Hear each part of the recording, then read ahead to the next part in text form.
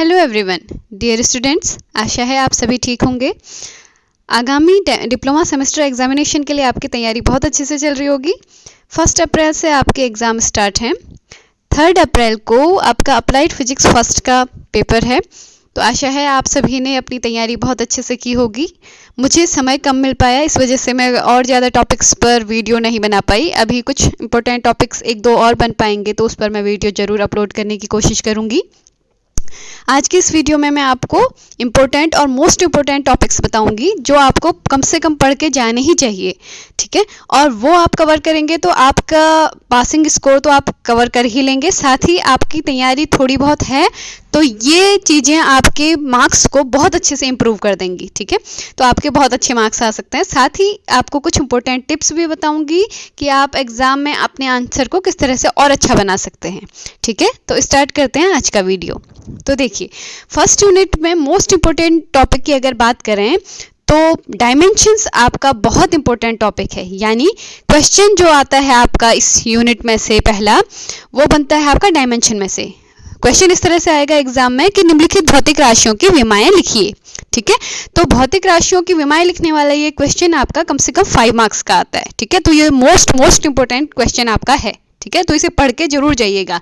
कम से कम 20 physical quantities की dimension आप जरूर पढ़ के जाइए। 20 भौतिक राशियों की विमाएं आपको याद होनी चाहिए, ठीक है। प्रीवियस ईयर के पेपर्स में देख लीजिएगा, उनको तो कम से कम याद करके ही जाइए और टोटल कम से कम 20-25 याद कर लीजिए, ठीक है। और इसी यूनिट में 1-2 चीज़ें इंपॉर्टेंट हैं जो एग्जाम में आई हुई हैं, वो मैं आपको बताती हूँ। डायमेंशन के एप्लीकेशंस आपने पढ़े होंगे, विमाओं के अनुप्रयोग। तो उसमें एक एप्लीकेशन था conversion from one system into another. जैसे क्वेश्चन आपका आता है 1 न्यूटन को डाइन में बदलिए, या फिर 1 जूल कार्य को आप सीजीएस सिस्टम में अर्ग में बदलिए, ठीक है। तो यहाँ पर विमाओं का उपयोग करके आप इस क्वेश्चन को सॉल्व कर सकते हैं। तो ये क्वेश्चन इंपॉर्टेंट इसलिए कह रही हूँ क्योंकि ये प्रीवियस ईयर के क्वेश्चन पेपर में आया हुआ है, ठीक है। उसके बाद विभिन्न भौतिक राशियों के मध्य संबंध स्थापित करने वाला क्वेश्चन, जो कि विमीय विश्लेषण का ही एक अनुप्रयोग है। यानी डायमेंशनल एनालिसिस की हेल्प से डिफरेंट फिजिकल क्वांटिटीज के बीच में रिलेशन इस्टेब्लिश करने वाला बहुत इजी सा क्वेश्चन है और कभी कभी आ जाता है, तो इसलिए ये इंपॉर्टेंट है, ठीक है। और 4th वन इसमें इस यूनिट में इंपॉर्टेंट और क्या है, आपका जो एरर आपने पढ़ी होंगी त्रुटियां, उसमें प्रतिशत त्रुटि का न्यूमेरिकल क्वेश्चन जरूर पढ़ के जाइएगा, ठीक है। प्रीवियस ईयर के क्वेश्चन पेपर्स को अगर आप देखें, और मैंने एक वीडियो भी बनाया हुआ है, उसमें प्रतिशत त्रुटि कैसे निकालें वो बताया था, ठीक है। तो वो वीडियो देख लीजिएगा और प्रतिशत त्रुटि के 2-3 क्वेश्चन कम से कम बना के जाइएगा, ठीक है। तो ये भी इस यूनिट का एक इम्पोर्टेंट टॉपिक है, ठीक है। तो ये ऐसे टॉपिक हैं जिन्हें आपको पढ़ के जाना ही चाहिए। और इस यूनिट में एक चीज़ और, 4 फंडामेंटल फोर्सेस ऑफ नेचर आज तक कभी एग्जाम में पूछा नहीं गया, लेकिन 1 मार्क्स में ये क्वेश्चन उसमें बन सकता है कि 4 मूलभूत बलों को उनकी पावर के बढ़ते हुए क्रम में या घटते हुए क्रम में लिखिए, ठीक है। या उनका थोड़ा सा डिस्क्रिप्शन पूछा जा सकता है, ठीक है, क्योंकि वो नए सिलेबस का नया टॉपिक इंट्रोड्यूस हुआ था, ठीक है। अब नेक्स्ट चलते हैं यूनिट 2 पर। तो यूनिट 2 का इंपॉर्टेंट टॉपिक जो प्रीवियस ईयर में आया हुआ था, बहुत ही इजी टॉपिक जो आपने 9th क्लास में भी पढ़ा होगा, Newton's laws of motion, Newton के गति के नियम। बहुत इजी क्वेश्चन है और ये कभी कभी एग्जामिनर आपके 5 मार्क्स के क्वेश्चन में सेक्शन ही में पूछ लेते हैं, ठीक है। तो ये क्वेश्चन बहुत इजी है, बहुत ज़्यादा मेहनत करने की इसमें ज़रूरत नहीं पड़ती है। लेकिन इसमें आपको एक चीज़ ध्यान में रखनी होगी कि न्यूटन के गति के 3 नियम अगर आप याद करते हैं तो उसके साथ उसके एग्जाम्पल्स, एक एग्जाम्पल जरूर पढ़ के जाइए, क्योंकि एग्जाम्पल लिखने से एग्जामिनर पर बहुत अच्छा इंप्रेशन पड़ता है, ठीक है। और इसी के अंदर न्यूटन के गति के नियम के अंदर एक आता है जड़त्व। जड़त्व किसे कहते हैं, ठीक है, व्हाट इज इनर्शिया, ठीक है। तो उसको भी पढ़ के जाइएगा, ठीक है। तो ये भी एक इंपॉर्टेंट टॉपिक मैं कहूँगी, ठीक है। उसके बाद इम्पोर्टेंट एक टॉपिक और है जो बहुत ज़्यादा, जिसमें आपको मेहनत करने की ज़रूरत नहीं पड़ती है, वो है आपका लीनियर मोमेंटम का डेफिनेशन और फार्मूला। कभी कभी 3 मार्क्स में इसके साथ एक और डेफिनेशन पूछी जा सकती है कि संवेग क्या होता है, रेखीय संवेग क्या होता है, उसकी परिभाषा लिखिए, उसका सूत्र लिखिए, ठीक है। तो ये न्यूटन का गति का नियम और ये जो रेखीय संवेग की परिभाषा है, ये बहुत ईजी टॉपिक हैं और इम्पोर्टेंट इसलिए हैं क्योंकि ये प्रीवियस ईयर के एग्जाम में एक बार पूछे जा चुके हैं, ठीक है। वैसे तो आपको अभी तक, जब आपकी पढ़ाई स्टार्ट हुई थी तभी से आपको अपने सिलेबस को देखते हुए अच्छे से हर टॉपिक को पढ़ना जरूर चाहिए, ठीक है। लेकिन अभी एग्जाम नज़दीक आ चुका है, बहुत ही नज़दीक आ चुके हैं। तो अब आपको कम से कम ये जो मोस्ट इम्पोर्टेंट और इम्पोर्टेंट टॉपिक हैं इनको स्किप करके नहीं जाना चाहिए, ठीक है। उसके बाद नेक्स्ट चलते हैं, यूनिट सेकंड का ही अगला टॉपिक है आपका वेक्टर एंड स्केलर क्वांटिटीज, सदिश और अदिश राशियों की परिभाषा उदाहरण सहित लिखिए, ठीक है। ये क्वेश्चन 3 मार्क्स में आ जाता है कभी कभी, ठीक है। तो वेक्टर एंड स्केलर क्वांटिटीज की डेफिनेशन और एग्जांपल बहुत ही इजी चीज़ है और इसको आप जरूर पढ़ के जाइएगा। देखिए वेक्टर और स्केलर में 5-5 एग्जाम्पल जरूर पढ़ के जाना, ठीक है। बिल्कुल मुंह में याद होने चाहिए आपको, ताकि वहाँ पर सोचने की ज़्यादा ज़रूरत पड़े ही ना आपको, ठीक है। तो ये आप लिख लेंगे। उसके बाद यूनिट सेकंड में अगला और इम्पोर्टेंट टॉपिक अगर कहें तो वो कह सकते हैं बलों का समांतर चतुर्भुज नियम, ठीक है। बलों का समांतर चतुर्भुज का नियम आपने प्रैक्टिकल एग्जाम में भी आपसे पूछा गया होगा एग्जामिनर के द्वारा, और आपने प्रैक्टिकल भी किया होगा। तो इसका स्टेटमेंट लिखने को आ जाता है, तो ये 3 मार्क्स में ये क्वेश्चन बनता है, ठीक है। उसके बाद इसी यूनिट सेकंड में अगर चलें तो यहाँ पर मल्टीप्लिकेशन ऑफ वेक्टर्स एक टॉपिक है, ठीक है। सदिश राशियों का गुणनफल 2 प्रकार के होते हैं, आपको पता है। एक होता है क्रॉस प्रोडक्ट, एक होता है डॉट प्रोडक्ट, ठीक है। तो कभी कभी उस पर 1 मार्क्स के क्वेश्चंस बन जाते हैं, ठीक है। जैसे कि अगर 2 वेक्टर म्यूचुअली परपेंडिकुलर हैं तो उनका क्रॉस प्रोडक्ट कितना होगा, ठीक है। 2 सदिश अगर परस्पर लंबवत हैं तो उनका सदिश गुणन कितना होगा, या 2 वेक्टर अगर परस्पर समांतर हैं, पैरेलल हैं, तो उनका डॉट प्रोडक्ट यानी अदिश गुणनफल कैसा होगा, ठीक है। तो ये 1 मार्क्स में ये क्वेश्चन यहाँ पर से बन जाता है, ठीक है। और यूनिट सेकंड की ही बात करें तो अगला इंपॉर्टेंट टॉपिक, या इसे मैं कहूँगी मोस्ट इंपॉर्टेंट टॉपिक, ठीक है, इसको पढ़ के जरूर जाना, फ्रिक्शन, ठीक है। घर्षण क्या है, घर्षण के प्रकार कितने हैं, और घर्षण के लाभ तथा हानियां लिखिए। ये 5 मार्क्स के क्वेश्चन में कई बार पूछा गया है, तो इसको मैं मोस्ट इंपॉर्टेंट टॉपिक कहूँगी, इसको जरूर पढ़ के जाना, ठीक है। Friction, types of friction, advantages of friction and disadvantages of friction. और देखिए इस क्वेश्चन को जब आप सॉल्व करते हैं ना, तो फ्रिक्शन की डेफिनेशन अच्छे से लिखिएगा। उसके बाद टाइप्स को आप एरो के साइन से बाइफरकेट करके वहाँ पर लिख सकते हैं। फिर एडवांटेजेस जब लिखेंगे तो नंबर वाइज कम से कम 5 एडवांटेजेस और 5 डिसएडवांटेजेस जरूर पढ़ के जाना, ठीक है। आने ही वाला है ऐसा सोच के जाना, ठीक है। अब क्वेश्चन पेपर में एग्जामिनर ने पेपर जैसा सेट किया होगा, पेपर तो उसके अकॉर्डिंग ही बनेगा, लेकिन फिर भी ये प्रीवियस ईयर के पेपर्स में पूछा गया, इसलिए मैं इसे मोस्ट इंपोर्टेंट कह रही हूँ, ठीक है। अच्छा, उसके बाद की टॉपिक की बात करें तो यूनिट सेकंड में आपका जो सर्कुलर मोशन है, वृत्तीय गति, उसका एक बहुत इंपॉर्टेंट टॉपिक है आपका रेखीय वेग तथा कोणीय वेग में संबंध। जो v इक्वल्स आर ओमेगा का डेरिवेशन है वो जरूर पढ़ के जाइएगा, 3 मार्क्स के क्वेश्चन में कई बार पूछा गया है, ठीक है। और उसमें उस क्वेश्चन को सॉल्व करते समय सबसे पहले सर्कल का डायग्राम बनाना, उसमें मोशन दिखा लेना, ठीक है। v इक्वल्स आर ओमेगा का जो डेरिवेशन आपकी बुक में दिया होगा या आपके टीचर्स ने जो पढ़ाया होगा, उसके साथ जो डायग्राम बताया होगा वो डायग्राम जरूर बताइएगा इसमें, ठीक है। और डेरिवेशन करते समय कहीं पर भी कोई फॉर्मूला अगर आप यूज कर रहे हैं डेरिवेशन सॉल्व करने के लिए, तो उसे ब्रैकेट में किनारे ब्लैक पेन से जरूर लिख दीजिएगा, ठीक है। और लास्ट में जब आपका आंसर आता है तो उसे भी ब्रैकेट के अंदर जरूर लिखिएगा, और साथ ही उसका फिजिकल इंटरप्रिटेशन जरूर दीजिएगा, ठीक है। जैसे v इक्वल्स आर ओमेगा है तो वहाँ पर बताइएगा कि ये किसके बीच में संबंध बता रहा है, आपको रिलेशन किसके बीच में है, और इससे हम और क्या कंक्लूजन या निष्कर्ष निकाल सकते हैं, ठीक है। तो 3 मार्क्स तब आपके कंफर्म आ जाएंगे, ठीक है। ये मोस्ट इंपॉर्टेंट टॉपिक मैं इसको कहूँगी, ठीक है। पहला आपको बता दिया मैंने फ्रिक्शन यहाँ पर, और दूसरा इसमें आ गया v इक्वल्स आर ओमेगा। अब नेक्स्ट चलते हैं आपका इसी यूनिट सेकंड का एक और इम्पोर्टेंट टॉपिक मैं आपको बताना चाहती हूँ जो प्रीवियस ईयर के पेपर्स में आया हुआ है। वो है आपका सेंट्रीपिटल फोर्स के बारे में, यानी कि अभिकेंद्र बल क्या है, इसकी परिभाषा उदाहरण सहित लिखिए, ठीक है। तो अभिकेंद्र बल की जब आप डेफिनेशन लिखेंगे तो उसके साथ कम से कम 2 एग्जाम्पल बहुत अच्छे से लिख लीजिएगा, ठीक है। अब बच्चे ये गलती करते हैं कि सेंट्रीपिटल फोर्स का जब एग्जाम्पल बताते हैं तो कहते हैं कि पृथ्वी सूर्य के चारों ओर घूमती है और इसमें अभिकेंद्र बल मिलता है उसको, लेकिन अभिकेंद्र बल कहाँ से मिलता है वो जानना बहुत जरूरी है, ठीक है। वहाँ पर आप ये कहेंगे जब पृथ्वी सूर्य के चारों ओर अपनी वृत्ताकार कक्षा में घूमती है तो उससे घूमने के लिए आवश्यक अभिकेंद्र बल पृथ्वी और सूर्य के बीच लगने वाले गुरुत्वाकर्षण बल से मिलता है, ठीक है। यानी आपके आंसर में क्लियरिटी होनी चाहिए, ठीक है। एग्जाम्पल बता रहे हैं तो खाली एग्जाम्पल का केवल थोड़े से एक ही लाइन लिखने से नहीं होगा, उसके बारे में आपको बताना पड़ेगा कि पृथ्वी सूर्य के चारों ओर घूम रही है और उसे वृत्ताकार पथ पर घूमने के लिए अभिकेंद्र बल की आवश्यकता है, वो अभिकेंद्र बल कहाँ से मिल रहा है ये बताना जरूरी है, ठीक है। तो आशा है आप समझ गए होंगे। और इसी में एक क्वेश्चन और बनता है, अभिकेंद्र त्वरण यानी सेंट्रिपिटल एक्सेलरेशन की परिभाषा लिखिए और उसका डेरिवेशन कीजिए। वो डेरिवेशन आपकी अगर बीबीपी पब्लिकेशन की बुक में देखेंगे तो इजी वे में दिया गया है। वैसे तो आपको वेक्टर फॉर्म में पढ़ते तो आपको ज़्यादा बेटर रहता, लेकिन अभिकेंद्र त्वरण का आप सिंपल सा डेरिवेशन भी देख के जाएंगे तो चलेगा। तो मेरा तो सुझाव यही रहेगा कि अभिकेंद्र त्वरण और अभिकेंद्र बल को बहुत अच्छे से पढ़ के जाइएगा, ठीक है, इसे छोड़िएगा मत बिल्कुल, ठीक है। फिर उसके बाद आपकी बात करते हैं हम यूनिट थर्ड के बारे में। यूनिट थर्ड भी बहुत इंपॉर्टेंट यूनिट है आपकी। देखिए यूनिट थर्ड में जो पहला टॉपिक मैं कहूँगी इम्पोर्टेंट, वो है बल आघूर्ण की परिभाषा तथा उसका सूत्र, ठीक है। तो बल आघूर्ण की परिभाषा, सूत्र, विमा सब पढ़ के जाइएगा, ठीक है। बलाघूर्ण किसे कहते हैं और उसका सूत्र क्या होता है, उसका मात्रक क्या होता है, उसकी विमा क्या होती है, ठीक है।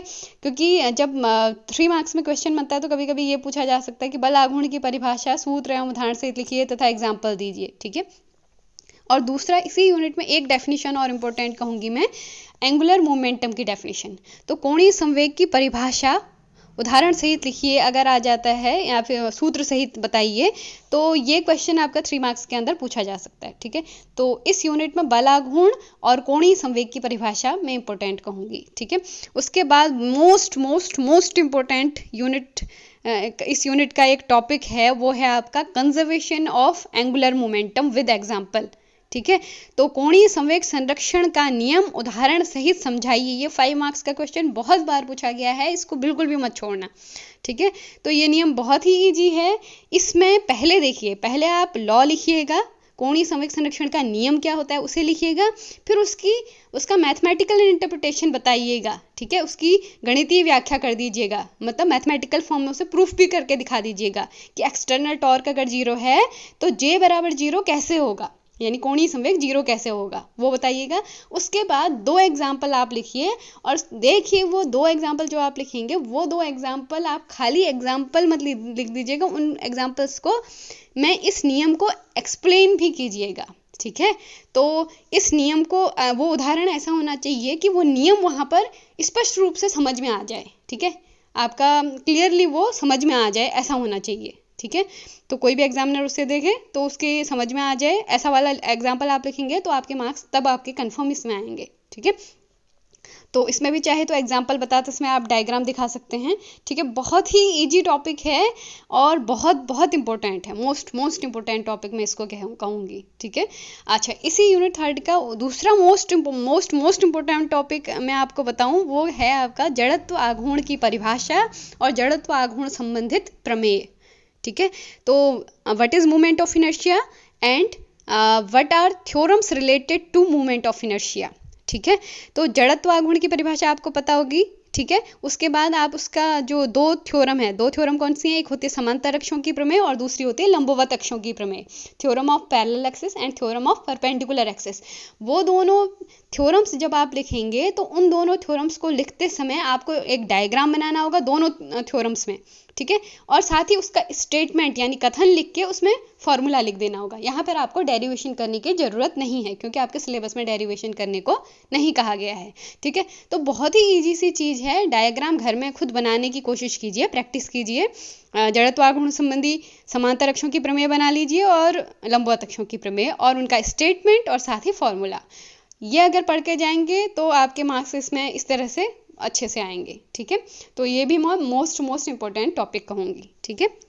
इसके बाद देखिए, आपने ये जो यूनिट थर्ड, अगर आपने सारे इसके फॉर्मूले पढ़े हैं यूनिट थर्ड के, तो यूनिट थर्ड के फॉर्मूले को यूज करते हुए जितने भी न्यूमेरिकल क्वेश्चंस बन सकते हैं, ठीक है, बहुत टफ न्यूमेरिकल क्वेश्चंस नहीं पूछे जाते हैं, तो उन न्यूमेरिकल क्वेश्चंस को आप एक बार बना लीजिएगा। आपकी जो बुक होगी उसमें जो सॉल्व्ड एग्जाम्पल्स बनाए होंगे ना, उन सॉल्व्ड एग्जाम्पल्स को जरूर बना लीजिएगा एक बार, ठीक है, क्योंकि फॉर्मूले तो आपने पढ़े ही हैं, ठीक है, और उनको थोड़ा सा ही अप्लाई करना है और आपका न्यूमेरिकल क्वेश्चन बन जाएगा, ठीक है। तो एग्जाम में आप इस तरह से पढ़ के जाएंगे तो आपके मार्क्स अच्छे आएंगे। अभी मैं लास्ट में आपको न्यूमेरिकल क्वेश्चंस को सॉल्व कैसे करें उस पर भी टिप्स देती हूँ, ठीक है। इसके बाद नेक्स्ट चलते हैं हम यूनिट फोर्थ पर। यूनिट फोर्थ जो आपकी कार्य शक्ति तथा ऊर्जा यानी कि वर्क एनर्जी एंड पावर वाली थ्योरम है, आपकी जो यूनिट है, उसमें जो पहला इंपॉर्टेंट टॉपिक मैं कहूँगी वो है गतिज ऊर्जा तथा स्थितिज ऊर्जा की परिभाषा उदाहरण सहित। और सूत्र सहित। ठीक है, ये क्वेश्चन आपके एग्जाम में कई बार पूछा गया, बहुत ही इजी क्वेश्चन है और कोई भी 9th क्लास 10th क्लास करके आया हुआ बच्चा है तो वो बिना पढ़े भी उसका आंसर देने में सक्षम होना चाहिए उसे। ठीक है, तो काइनेटिक एनर्जी की डेफिनेशन क्या होती है, फॉर्मूला क्या होता है, एग्जाम्पल क्या होते हैं, ये सब आपको आने चाहिए। बहुत ही इजी सी चीज़ है।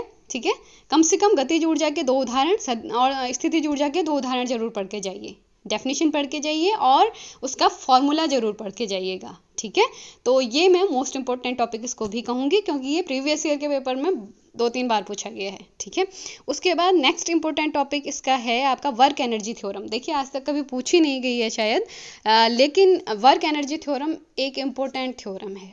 ठीक है, ये पूछी भी जा सकती है। ठीक है, तो एक बार इसका कम से कम स्टेटमेंट तो जरूर देख के जाइएगा। ठीक है, उसके बाद बात करें तो कंजर्वेशन ऑफ मैकेनिकल एनर्जी, यांत्रिक ऊर्जा संरक्षण का नियम। ठीक है, ये भी मेरी दृष्टि में तो ये एक इम्पोर्टेंट टॉपिक है।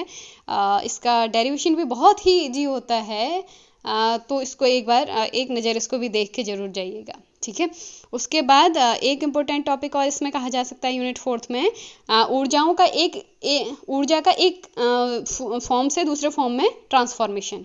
ठीक है, यानी ऊर्जा का रूपांतरण किस तरह से होता है, कितने प्रकार की ऊर्जा के रूपांतरण होते हैं। ठीक है, जैसे आप माइक में अगर बोलते हैं, ठीक है, तो आपकी जो साउंड एनर्जी है वो किस में कन्वर्ट हो जाती है, इलेक्ट्रिकल एनर्जी में। तो इस तरह का ट्रांसफॉर्मेशन, तो इसमें कम से कम 5 एग्जाम्पल पढ़ के जाइए ताकि आप वहाँ पर बता सकें कि किस घटना में कौन सी ऊर्जा किस में बदलती है। ठीक है, अच्छा, उसके बाद आपकी बात करें यूनिट 5th की, तो यूनिट 5th में आपका पहला मोस्ट इम्पोर्टेंट टॉपिक आपका का कहलाएगा हुक्स लॉ। ठीक है, हुक का नियम। ठीक है, हुक का नियम पढ़िएगा, उसका जो फॉर्मूला है उसे पढ़ के जाइएगा। उस फॉर्मूले में से जो गुणांक निकल के आता है, मॉड्यूलस ऑफ इलास्टिसिटी जिसे कहते हैं, उसके बारे में पढ़ के जाइएगा। तो देखिए आपको हुक का नियम अच्छे से पढ़ के जाना है और types of modulus of elasticity अच्छे से पढ़ के जाना है, हुक का नियम और प्रत्यास्थता गुणांक के प्रकार। ठीक है, ये मोस्ट इंपॉर्टेंट टॉपिक कहूँगी मैं इसे। ठीक है, उसके बाद यूनिट 5th का नेक्स्ट मोस्ट इंपॉर्टेंट टॉपिक जो है वो होगा आपका स्ट्रेस स्ट्रेन कर्व। ठीक है, प्रतिबल विकृति वक्र की व्याख्या कीजिए। ये क्वेश्चन जो है आपका 5 मार्क्स में पूछा जाता है और इस पर मैंने वीडियो भी बनाया था। यूनिट 5th के जो वीडियोस जो प्लेलिस्ट बनी है उसमें जाके आप चेक करिएगा, वहाँ पर आपको ये प्रतिबल विकृति वक्र के बारे में मिल जाएगा। ठीक है, तो प्रतिबल विकृति वक्र वाला क्वेश्चन सॉल्व करते समय सबसे पहली चीज़ इंपॉर्टेंट चीज़, आप वहाँ पर ग्राफ बनाएंगे। ठीक है, ग्राफ बहुत अच्छे से बनाइएगा और उसमें हर पॉइंट के ऊपर नाम भी लिख दीजिएगा कि किस पॉइंट को क्या नाम देते हैं। ठीक है, उसके बाद प्रतिबल विकृति वक्र की जब आप व्याख्या करेंगे, उस स्ट्रेस स्ट्रेन कर्व को जब आप एक्सप्लेन करेंगे तो हर पोर्शन को आप एक्सप्लेन कीजिएगा। ठीक है, उस कर्व का फर्स्ट पार्ट, सेकंड पार्ट और लास्ट पार्ट सब एक्सप्लेन कर दीजिएगा। तो देखिए यूनिट 5th के सेकंड मोस्ट इंपॉर्टेंट टॉपिक की अगर बात करें तो that topic is to determine surface tension by capillarity. ठीक है, यानी कि केशिकीय उन्नयन विधि द्वारा पृष्ठ तनाव का मान ज्ञात करना। तो ये सेक्शन सी में 5 मार्क्स का मोस्ट इंपॉर्टेंट क्वेश्चन कहलाएगा। इसको बनाने के लिए सबसे पहले आप डायग्राम जरूर बनाइएगा और तब उसके बाद उसका मैथमेटिकल इंटरप्रिटेशन जरूर करिएगा। ठीक है, तो ये भी एग्जाम के पॉइंट ऑफ व्यू से मोस्ट इंपॉर्टेंट क्वेश्चंस की कैटेगरी में है। तो यूनिट 5th का नेक्स्ट इंपॉर्टेंट टॉपिक अगर कहें तो वो है what is Stokes law and determination of terminal velocity with the help of Stokes law. ठीक है, यानी स्टोक के नियम की सहायता से सीमांत वेग की गणना करना या फिर स्टोक के नियम की सहायता से किसी द्रव का श्यानता गुणांक ज्ञात करना। ठीक है, to determine coefficient of viscosity with the help of Stokes law. ठीक है, तो ये सारे टॉपिक जो बताए थे अभी मैंने आपको, ये यूनिट 5th के मोस्ट इंपॉर्टेंट टॉपिक है एग्जाम के पॉइंट ऑफ व्यू से। ठीक है, चलिए अब बात करते हैं नेक्स्ट यूनिट की, यूनिट 6 जो है आपकी। यूनिट 6 के इंपॉर्टेंट टॉपिक्स में से पहला टॉपिक है आपका difference between heat and temperature, यानी ऊष्मा और ताप में क्या अंतर होता है ये आपको आना चाहिए। ठीक है, उसके बाद दूसरा टेम्परेचर स्केल्स के नेम आपको पता होने चाहिए, यानी डिग्री सेल्सियस पैमाना, फ़ारेनहाइट पैमाना, केल्विन पैमाना, degree Celsius scale, Fahrenheit scale and kelvin scale. ठीक है, और इसके बाद अगर हम कहें कि यूनिट 6 का मोस्ट इंपॉर्टेंट क्वेश्चन जो एग्जाम के पॉइंट ऑफ व्यू से बहुत इंपॉर्टेंट है वो है आपका डिग्री सेल्सियस का फ़ारेनहाइट में कन्वर्जन या डिग्री फ़ारेनहाइट का केल्विन में कन्वर्जन। कहने का मतलब है कि डिफरेंट टेम्परेचर स्केल्स का एक दूसरे में कन्वर्जन। तो इसमें एक बहुत ही फेमस फार्मूला है, वो फार्मूला आपको याद होना चाहिए, C/5 = F-32/9 वाला, ठीक है। तो इसमें एक इंपॉर्टेंट क्वेश्चन ये बनता है कि उस ताप का मान बताइए जिस पर डिग्री सेल्सियस पैमाना और फ़ारेनहाइट पैमाने के मान बराबर हों, ठीक है। तो ये बहुत ही इजी से क्वेश्चंस हैं, न्यूमेरिकल क्वेश्चन, जो आपकी बुक के सॉल्व्ड एग्जांपल्स में भी दिए होंगे। तो इस तरह के 2-3 क्वेश्चन जो कन्वर्जन वाले हैं उन्हें जरूर बना लीजिएगा आपके एग्जाम के लिए, ठीक है। और ये मोस्ट इंपॉर्टेंट क्वेश्चन इसे मैं कहूँगी, ठीक है। नेक्स्ट इसका यूनिट 6 का अगला टॉपिक आपका coefficient of linear surface and cubical expansion. देखिए, आयतन प्रसार गुणांक, रेखीय प्रसार गुणांक और क्षेत्रीय प्रसार गुणांक, इन तीनों के आपको फॉर्मूले पता होने चाहिए, इनके बीच में आपको रिलेशन पता होना चाहिए, ठीक है। Alpha ratio, beta ratio, gamma की अगर बात करें तो ये रेशियो होता है 1:2:3, ठीक है। और इस पर बेस्ड आप प्रीवियस ईयर के पेपर अगर उठा के देखेंगे तो इस पर बेस्ड आपके न्यूमेरिकल क्वेश्चंस पूछे गए हैं, ठीक है। तो न्यूमेरिकल क्वेश्चंस बहुत ईजी होते हैं, और ये अगर फॉर्मूले आपको पता है तो ये आपका एक इम्पोर्टेंट आपका रिजल्ट आप एग्जाम में लिख सकते हैं, ठीक है। उसके बाद अगर बात करें तो बहुत ही इजी और एक इम्पोर्टेंट टॉपिक है यूनिट 6 का, जो आसानी से आपको याद भी हो जाएगा, मोड्स ऑफ हीट ट्रांसफर, यानी ऊष्मा संचरण की विधियां। 3 पढ़ी होंगी आपने। ऊष्मा संचरण की 3 विधियां होती हैं, चालन, संवहन तथा विकिरण, यानी कि कंडक्शन, कन्वेक्शन एंड रेडिएशन। तो इन तीनों का आपको डेफिनेशन पता होनी चाहिए और तीनों का एक एक एग्जाम्पल, और अगर हो सके तो इंजीनियरिंग एप्लीकेशंस पढ़िएगा, ठीक है। वो पढ़ के जाएंगे, बहुत ही ईजी क्वेश्चन है, और एग्जाम में आपका अगर आता है 5 मार्क्स में भी पूछा जाता है ये, तो आपके 5 मार्क्स इजीली आप कवर कर सकते हैं। लेकिन देखिए, इजी क्वेश्चन अगर कहीं पर भी अगर पूछे जाते हैं तो वहां पर एक चीज ध्यान रखिएगा कि आप अपने आंसर को बहुत अच्छा बनाने की कोशिश करिएगा, ठीक है। डेफिनेशंस, एग्जाम्पल, फॉर्मूला, इनके द्वारा अपने आंसर को बहुत अच्छा दिखाइएगा, ठीक है। तभी आपका जो इजी क्वेश्चन है उस पर आपको मार्क्स अच्छे मिल पाएंगे, ठीक है। अच्छा, नेक्स्ट बात करें यूनिट 6 का ही एक बहुत इंपॉर्टेंट टॉपिक है, मोस्ट इंपॉर्टेंट टॉपिक जिसे कहा जा सकता है, कोफिशिएंट ऑफ थर्मल कंडक्टिविटी, यानी कि ऊष्मा चालकता गुणांक, जिसे कैपिटल Q से प्रेजेंट करते हैं। तो इसमें आप देखिएगा, सॉरी कैपिटल Q से नहीं, कैपिटल K से प्रेजेंट करते हैं। तो उसे आप देखिएगा, ऊष्मा चालकता गुणांक की डेफिनेशन पढ़ के जाइएगा, ठीक है। और उसका फॉर्मूला आपको पता होना चाहिए, और हो सके तो उसका मात्रक और विमा भी याद कर ले जाइए, ठीक है। अगर ये क्वेश्चन आता है तो ये क्वेश्चन भी आपका काफ़ी बार पूछा गया है एग्जाम में, ठीक है। और इस पर बेस्ड न्यूमेरिकल भी बन सकते हैं, लेकिन एग्जाम में ज़्यादा पूछे नहीं जाते हैं। तो ये हो गया आपका यूनिट 6 के बारे में। नेक्स्ट यूनिट पर चलते हैं। यूनिट 7 जो है आपकी, यूनिट 7 आपकी वेव्स एंड वाइब्रेशंस है। इसके कुछ टॉपिक्स मैंने वीडियो में कवर किए हुए थे। इसका फर्स्ट टॉपिक जो है, देखिए वो बहुत इंपॉर्टेंट है, एग्जाम में 5 मार्क्स में भी पूछा गया है। सिंपल हार्मोनिक मोशन में equation of displacement and equation of velocity and equation of acceleration के बारे में, ठीक है। यानी कि सरल आवर्त गति की विस्थापन समीकरण, सरल आवर्त गति में वेग और सरल आवर्त गति में त्वरण, ठीक है। ये कुछ बेसिक चीज़ें हैं जिस पर मैंने एक वीडियो कवर किया हुआ था। ये 5 मार्क्स का बहुत इंपॉर्टेंट क्वेश्चन है, तो इसे भी जरूर पढ़ के जाइएगा, ठीक है। अब अच्छा, इसी में न्यूमेरिकल क्वेश्चंस भी बनते हैं, जो ये टॉपिक्स मैंने नाम आपको बोले, इसमें न्यूमेरिकल क्वेश्चंस भी बनते हैं और बहुत ईजी होते हैं, ठीक है। लेकिन आपको फॉर्मूला और उसके न्यूमेरिकल क्वेश्चन सॉल्व करने का तरीका अगर पता है तो तभी वो आपके लिए ईजी हैं, ठीक है। तो ये भी आपका 5 मार्क्स के लिए इंपॉर्टेंट कहा जाएगा, ठीक है। नेक्स्ट चलते हैं यूनिट 7 का नेक्स्ट टॉपिक, जो इंपॉर्टेंट मैं कहूँगी, एग्जाम में शायद पूछा नहीं गया आज तक, ट्रांसवर्स एंड लॉन्गिट्यूडनल वेव्स के बारे में, ठीक है। अनुदैर्ध्य तरंगे और अनुप्रस्थ तरंगों के बारे में जरूर पढ़ लीजिएगा, उसके एग्जाम्पल्स देख लीजिएगा, एक एक एग्जाम्पल पढ़ के जाएंगे, काफ़ी है। नेक्स्ट इंपॉर्टेंट टॉपिक जो यूनिट 7 का है, एक छोटा सा रिलेशन है, 3 मार्क्स का आ सकता है। किसी तरंग के वेग, उसकी आवृत्ति और तरंग दैर्ध्य में संबंध, तो ये आपको पता है V = n लैम्डा होता है। तो ये बहुत ही ईजी सा डेरिवेशन है, अगर 3 मार्क्स में नहीं आएगा तो 1 मार्क्स का क्वेश्चन ये बन सकता है, ठीक है, fill in the blanks type का, ठीक है। इसके बाद यूनिट 7 का एक इंपॉर्टेंट टॉपिक और कहूँगी मैं, जो है अनुनाद, रिजोनेंस की डेफिनेशन पढ़ के जाइएगा और एग्जाम्पल देख लीजिएगा, ठीक है। बहुत बार नहीं पूछा गया, लेकिन 1-2 बार शायद पूछा गया है बहुत पुराने पेपर्स में, ठीक है। उसके बाद यूनिट 7 का अगला इंपॉर्टेंट टॉपिक, जिसे हम मोस्ट इंपॉर्टेंट टॉपिक कह सकते हैं, that is your reverberation time and methods to control reverberation time, ठीक है।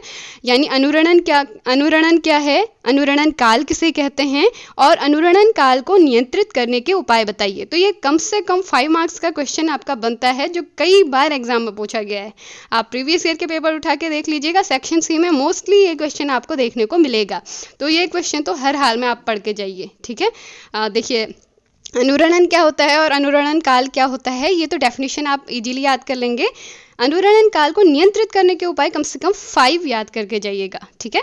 इसके बाद इस यूनिट 7 का एक लास्ट मोस्ट इम्पोर्टेंट टॉपिक जो है वो है एप्लीकेशंस ऑफ अल्ट्रासोनिक वेव्स, ठीक है। यानी पराश्रव्य ध्वनि तरंगों के अनुप्रयोग, ठीक है। इसमें कम से कम 5 एप्लीकेशंस पढ़ के जाइए और हेडिंग वाइज पढ़ के जाइएगा, ठीक है। तो जैसे पराश्रव्य तरंगों के चिकित्सा क्षेत्र में उपयोग, फिर उसके अंदर उसकी व्याख्या कर देना कहाँ कहाँ होता है, ठीक है। दूसरा जैसे औद्योगिक क्षेत्र में उपयोग, in industrial areas use of ultrasonic waves, उसको एक्सप्लेन कर दीजिएगा। थर्ड में किसी और फील्ड में आप बता सकते हैं इन फील्ड ऑफ रिसर्च, तो इन फील्ड ऑफ रिसर्च कहाँ वो यूज हो सकता है वो आप उसको बता दीजिएगा, ठीक है। तो ये थे सारे यूनिट, जो आपके 7 यूनिट हैं आपके सिलेबस में, उनके मोस्ट इंपॉर्टेंट टॉपिक्स के बारे में।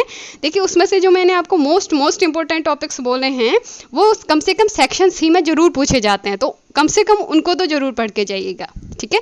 अच्छा, इसके बाद कुछ इंपॉर्टेंट टिप्स जो आपके एग्जाम के लिए बहुत यूजफुल हो सकते हैं, ठीक है। तो सबसे पहले सेक्शन ए की अगर बात करें तो एग्जाम में सेक्शन ए में आपके 12 क्वेश्चन पूछे जाते हैं, उसमें से आपको 10 क्वेश्चंस के आंसर देने होते हैं।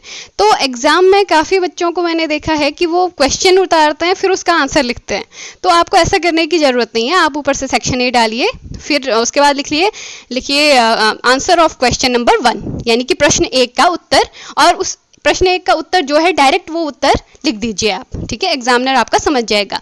बस सबसे इंपॉर्टेंट चीज़ ये होती है कि आप एग्जाम में जो भी क्वेश्चन सॉल्व कर रहे हो वो सीरियल में करें सॉल्व, और साथ ही अगर सीरियल में नहीं भी कर रहे हैं तो कम से कम क्वेश्चन का नंबर करेक्ट डालें और सेक्शन का नाम सही डालें, ठीक है, क्योंकि इससे एग्जामिनर के इरिटेट होने के चांसेस कम हो जाते हैं, ठीक है। तो और आपका अच्छा इंप्रेशन भी पड़ता है वहाँ पर, ठीक है। नेक्स्ट अगर बात करें, जो आपके थ्योरेटिकल क्वेश्चंस के आंसर आप लिखते हैं उनको देखिए बहुत ही अच्छे से लिखिएगा। उसमें आप सबसे पहली चीज़ डेफिनेशन अच्छे से बताइएगा, और उसके बाद उससे रिलेटेड अगर आपको फॉर्मूला पता है तो फॉर्मूला जरूर लिखिए ब्लैक पेन से, ठीक है। बॉक्स बना के बॉक्स के अंदर लिख लीजिए। और दूसरी चीज़, वहाँ पर अगर आपको उस फिजिकल क्वांटिटी या उस जो भी चीज़ पूछी गई है उससे रिलेटेड कुछ यूनिट्स के बारे में स्पेसिफाई करना है तो उसको जरूर बता दीजिए। वो वेक्टर क्वांटिटी है या स्केलर क्वांटिटी है वो बता दीजिए, और साथ ही उसकी डायमेंशन लिख दीजिए, ठीक है। इस तरह के क्वेश्चंस अगर आते हैं तो, ठीक है।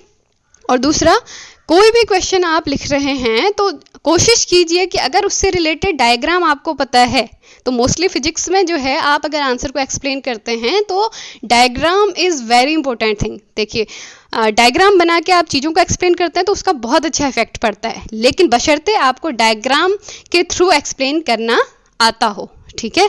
तो जैसे सर्कुलर मोशन वृत्तीय गति है या अभिकेंद्र बल के बारे में बता रहे हैं तो वहाँ पर आप सर्कल बना के सेंट्रीपिटल फोर्स यानी अभिकेंद्र बल की दिशा जरूर बताइएगा, ठीक है। तो इससे बहुत अच्छा इंप्रेशन पड़ता है।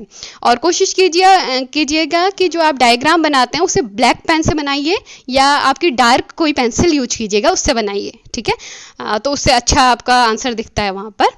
और तीसरी बात मैं कहूँगी, न्यूमेरिकल क्वेश्चंस को जो आप सॉल्व करते हैं, न्यूमेरिकल क्वेश्चंस को सॉल्व करते समय सबसे पहली चीज़, जितनी भी आपकी क्वांटिटीज़ दी गई हैं उन सभी को एक ही सिस्टम ऑफ यूनिट में ले आइए, ठीक है।